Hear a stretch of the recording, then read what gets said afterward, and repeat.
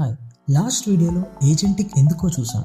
Now let's focus why only software డెవలపర్సే use చేస్తున్నారు. ఇది ఇంకా డెవలప్మెంట్ అండ్ రీసెర్చ్ ఫేజ్ లో ఉంది. Humans are not that confident to share personals like face data or GPay or card details to AI.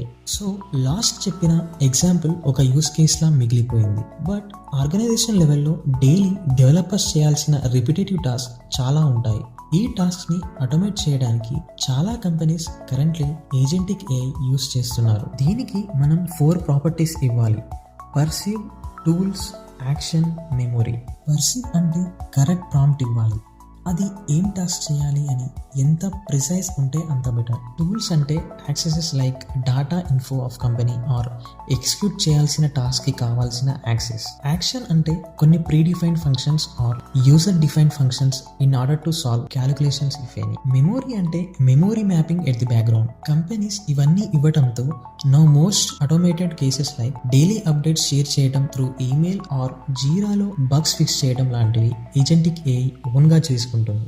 Next వీడియోలో agentic AI ఎలా వాడాలి అని నేర్చుకుందాం.